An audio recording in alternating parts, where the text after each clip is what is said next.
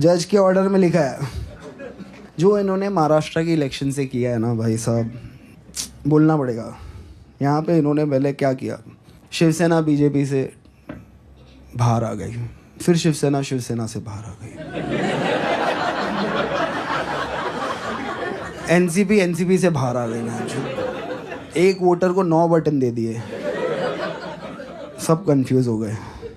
चालू एक जन ने किया था, वो मुंबई में एक बहुत बढ़िया डिस्ट्रिक्ट है थाने, वहाँ से आते हैं।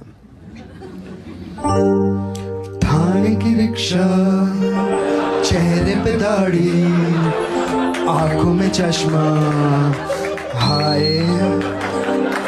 थाने की रिक्शा, चेहरे पे दाढ़ी, आंखों में चश्मा, हाय। एक झलक दिखलाए, कभी गुवाहाटी में छुप जाए। मेरी नजर से तुम देखो, गद्दार नजर वो आए। थाने की रिक्शा, चेहरे पे दाढ़ी, आंखों पे चश्मा, हाय। मंत्री नहीं वो दल बदलू है, और कहा क्या जाए। जिस थाली में खाए उसमें ही वो छेद कर जाए। मंत्रालय से ज्यादा फडणवीस की गोदी में मिल जाए। तीर कमान मिला है इसको, बाप मेरा ये चाहे। थाने की रिक्शा, चेहरे पे दाढ़ी, आंखों पे चश्मा, हाय। सोचो ना, मतलब ये पॉलिटिक्स है इनकी। परिवारवाद खत्म करना था, किसी का बाप चुरा लिया क्या रिप्लाई होगा भाई? मैं मिलूं कल तेंदुलकर के बेटे को, बोलूं कि आजा भाई लंच पे मिलते हैं, आधा घंटा तेंदुलकर की तारीफ करूं और बोलूं कि देख आज से पर वो मेरा बाप है,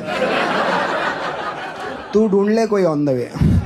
So guys, he is Kunal Kamra, targeting deputy CM of Indian state. ये राज्य के एक उप मुख्यमंत्री को टारगेट कर रहे हैं, that is of Maharashtra, Eknath Shinde. ये उनकी मजाक बना रहे हैं। इस वीडियो में आपने देखा है, he is a stand up comedian, truth teller को कहा जाता है, यानी कि सच्चाई बताने वाला। और इसके साथ में he is a magnet for troubles, यानी कि ये परेशानियों को अपनी तरफ खींच लेते हैं। व्हाई, रीजन बिहाइंड आपको अभी तक समझ में आ रहा होगा, और the evidences are also there कि ये बिग बिजनेस टाइकून्स, पॉलिटिशियंस और इवन कोर्ट्स को भी नहीं बख्शते हैं अपने मजाक करने के अंदाज में। आप इस चीज को ऐसे कोरिलेट कर सकते हैं कि आपके साथ भी ऐसा मजाक कहीं पर दोस्तों में, रिश्तेदारी में या कहीं गैदरिंग में ऐसा हो जाता है कि हमें उस पर गुस्सा आ जाता है। ये उसी लेवल पर अपनी मजाक को ले जाते हैं या ले जाने के हैबिचुअल हैं। So the result of this kind of humour is, अभी तक 2020 से लेकर 25 के बीच में ये लगभग 7 ऐसी लीगल बैटल्स में उलझ चुके हैं जिनमें इनको काफी टाइम के लिए बैन रहना पड़ा है, या फिर इनके शो शट डाउन करवा दिए गए हैं, या फिर इनके जो वीडियोस हैं वो इनको हटाने पड़े। एफआईआर भी इनके अगेंस्ट कई बार हुई है। This is the story. So हम इनकी जो रोलर कोस्टर राइड रही है उसमें डाइव इन करते हैं और देखते हैं कि ऐसे कौन कौन से मेन केसेस रहे हैं जिन पर इनके अगेंस्ट लीगल एक्शंस हुए हैं। अज्यूम कीजिए 30,000 फीट की ऊंचाई पर आप हवाई जहाज में जा रहे हैं, वहां पर अर्नब गोस्वामी जैसा एक इंडिया का फेमस जर्नलिस्ट बैठा है, उसके पास में कुणाल कामरा सडनली जाते हैं और बोलते हैं, अर्नब तुम एकदम से क्वाइट कैसे बैठे हो, कुछ तो बोलो, या सिर्फ इतना ही बोलो जो कि अर्नब की फेमस टैगलाइन है कि जानना चाहता है India. So please even ask that कि इंडिया जानना चाहता है, तुम बिल्कुल चुप क्यों हो। और जब अर्नब सीधा देखने लग जाते हैं और किसी तरह से कोई रिप्लाई नहीं करते हैं, ये उसका वीडियो बनाकर उसको अपलोड कर देते हैं और उसको वायरल कर देते हैं। इसके बाद में इनको एयरलाइंस और कंपनीज इनको बैन कर देती है 6 महीने के लिए। तो इनको इंडिगो ने बैन कर दिया था, और उसके अलावा भी अदर जो जेट एयरवेज, इंडियन एयरलाइंस वगैरह हैं, उन्होंने इनको इंडेफिनिट टाइम के लिए भी बैन कर दिया था। ये इनका लेवल है कि ये किस तरह से कंट्रोवर्सी को मैग्नेट की तरह अपनी तरफ खींच लेते हैं। सेकेंड थिंग, आपने कई बार एक चीज देखी होगी कि कई सारे मैसेज आ जाते हैं जो मिसगाइडिंग होते हैं, जिनमें फैक्ट सही नहीं होता है, और उसके लिए भारत सरकार ने फैक्ट चेकिंग यूनिट अलग से बनाई हुई है। इन्होंने इस फैक्ट चेकिंग यूनिट और इसकी गाइडलाइन को लेकर भी कोर्ट में केस किया है कि ये जो नए रूल्स आए थे 2023 के, उनमें जो फ्रीडम ऑफ स्पीच है उसको बात किया जाता है या उस पर बैन लगाया जाता है। इसको ऐसा समझिए कि मान लीजिए मैंने कोई बात कही और गवर्नमेंट की फैक्ट चेक यूनिट जो हमारे इंटरमीडियरीज हैं, इंटरमीडियरीज का मतलब कि मान लीजिए अगर मैं इंस्टाग्राम पे कुछ पोस्ट करता हूं तो इंस्टाग्राम को गवर्नमेंट की फैक्ट चेक यूनिट ये इंस्ट्रक्शंस देती है कि विवेक दशहरा के द्वारा पोस्ट किया गया ये फैक्ट गलत है और आप इसको डिलीट कर दीजिए। तो ऑब्वियस सी बात है कि इंस्टाग्राम उसको डिलीट कर देगा।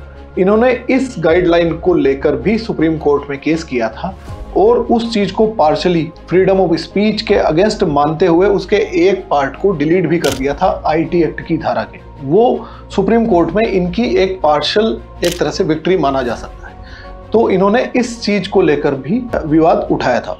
अब इसके साथ में एक और चीज है कि इन्होंने ओला के सीईओ जो हैं भाविश अग्रवाल, उनके साथ भी ये विवाद कर चुके हैं। भाविश अग्रवाल को इन्होंने फेक ट्विटर पर, एक्स पर ट्वीट करके बोला कि आपके जो स्कूटर हैं वो डैमेज हो रहे हैं, सही नहीं चल रहे हैं और प्लीज फिक्स इट। और कभी कभी भाविश अग्रवाल या इस तरह के सेलिब्रिटीज भी रिप्लाई कर देते हैं। उन्होंने कुणाल को रिप्लाई कर दिया और ये बोला कि या तो यहाँ आकर प्रॉब्लम्स में हमारी सहायता करो, यानी कि हमें असिस्ट करो, आप चाहो तो मैं आपको जॉब ऑफर कर रहा हूँ, आप यहाँ पर आकर हमारा बेटर मैनेजमेंट या हमारी जो सर्विस क्वालिटीज है उनको इंप्रूव करने का काम करो, otherwise shut your mouth down, कम से कम अपना मुंह बंद रखो।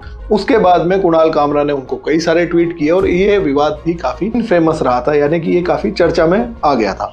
इसके साथ में गुड़गांव में इनका एक प्रोग्राम होना था गुरुग्राम में 2022 में, जिसमें विश्व हिंदू परिषद और बजरंग दल ने इनके प्रोग्राम का प्रोटेस्ट किया और इनको खतरा बताते हुए इनके प्रोग्राम को पुलिस ने कैंसिल कर दिया था। एंड ही सेड कि अगर आपको ऐसा लगता है कि मैं हिंदू नहीं हूं, विश्व हिंदू परिषद और बजरंग दल जो कि हिंदू समूह है, तो इन्होंने इस चीज को टारगेट किया था कि अगर आपको ऐसा लगता है कि मैं हिंदू नहीं हूं तो मैं आपसे ज्यादा हिंदू हूं।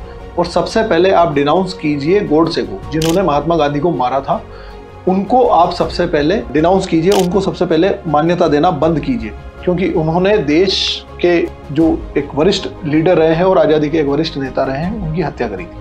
तो अगर आप हिंदू हो तो आपको सबसे पहले उनको डिनाउंस करना चाहिए। इन टर्म्स पर अगर देखा जाए तो मैं विश्व हिंदू परिषद से ज्यादा हिंदू, ही लाइक दिस। और इसके साथ में जर्मनी में जब प्रधानमंत्री मोदी की विजिट हुई थी तो वहां पर एक छोटा बच्चा प्रधानमंत्री मोदी को कोई गीत गाकर सुना रहा था, उनके सामने प्रेजेंटेशन दे रहा था। ही दैट पर्टिकुलर जो वीडियो था उसको, और इन्होंने उस बच्चे के गाने को रिप्लेस कर दिया।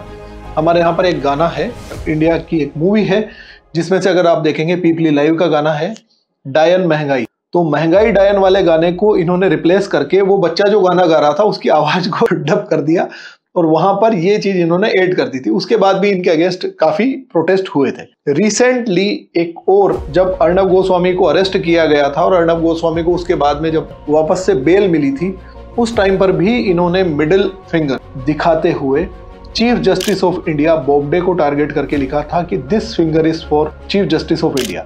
इस चीज को अटॉर्नी जनरल ने जब कंटेम्प्ट माना, कंटेम्प्ट ऑफ कोर्ट माना, तब इन्होंने एजी को ये रिप्लाई में बोला था कि this is just a gesture, यानी कि ये सिर्फ एक इशारा है, and gesture is not a crime, deal with it, इसके साथ आप डील कीजिए। So the thing is here, love it और हेट इट। आप कुणाल कामरा को प्यार करें, उनको समर्थन करें या फिर उनको हेट करें, but he definitely started a debate about the humour and the boundaries, कि मजाक का क्या स्तर होना चाहिए।